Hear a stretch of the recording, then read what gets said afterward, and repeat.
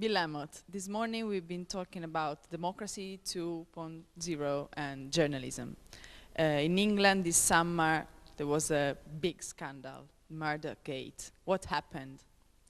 Well, it was the final explosion of a scandal that's been building over really 10 years, objectively, as phone hacking illegally by journalists became quite widespread at the News of the World, owned by Rupert Murdoch.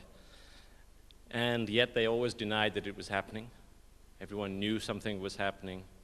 Then one episode was exposed in a court case, but still, thanks to the power of Rupert Murdoch and the concentration of power in his hands, the size of readership and the media power that he has, nobody wanted to challenge this claim that really it was just one isolated case. But gradually evidence started to emerge, and suddenly the evidence exploded this summer with a case involving a kidnapped girl who was then found murdered, whose mobile phone, the News of the World, was proven to have hacked into. So what had been mainly a story that the public was not very interested in because it was about celebrities and politicians, it became about a murdered schoolgirl, and so suddenly it developed a huge magnitude. And it came to involve the spokesman of the Prime Minister because he had been recruited after he previously left the News of the World. So it combined politics, media power, and actually the police, because the worst part of the scandal was that the police were conniving in the News of the World's activities and taking bribes. So it was a shocking scandal, but like most British scandals, it's a scandal that will keep on getting bigger and will eventually be resolved. You talked about concentration of power. Will the new journalism, new media, make the difference or not?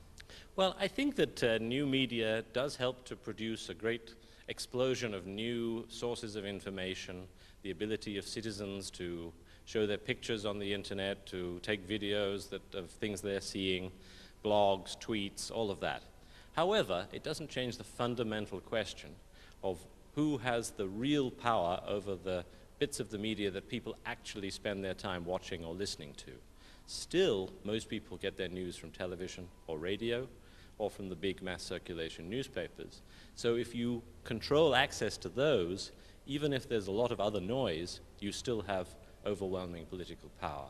So I think new media helps eat away at overwhelming power, but it's not enough. We need laws to limit the access and control of single individuals or corporations to a really strong concentration of power in the real mass media channels that most people get their information from. What is the difference between Berlusconi and Rupert Murdoch? The big difference between Berlusconi and Rupert Murdoch is that Rupert Murdoch never had any political ambitions. He built up his media power in order to convince politicians to do what he wanted for his commercial interests, and has always used his media power for his commercial interests. Berlusconi had political ambitions, also, of course, had judicial problems. The fundamental issue of concentration of power is similar between the two. Of course, both have a dominant position in the media in their countries.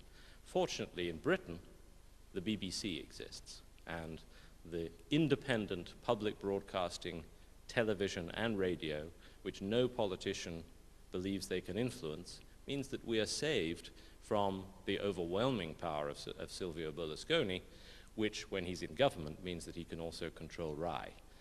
And that's the key difference between Italy and Britain, basically the BBC. Is the role of the editor changing in this new era? I think that the role of an editor is the same as it always has been, to provide clarity, to give a sense of purpose to a publication, to act as a selector and filter on behalf of the readers and the viewers. And it's becoming more important in today's new media world because there's more information, more noise, more clamor of people's views of different sources. So the need for readers and viewers to have someone and their team select, say what's important and what is less important, analyze, do the work that everyone is too busy to do themselves, that's become more important.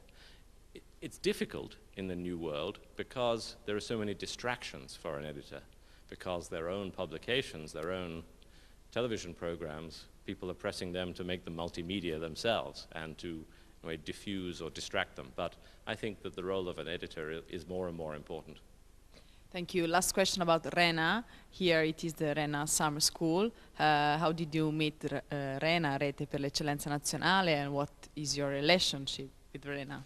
Well, I first met Rena 2 years ago at the Pontignano conference of UK and Italy, where Alessandro Fusacchia and other colleagues were present, and we started discussing what Rena does, trying to promote active citizenship to really try to build excellence in Italy, and my project, which was writing a book, not about the bad things about Italy, but about the good things about Italy and what could be done to improve it. And we realized that we had a synergy and that we could work together helping each other.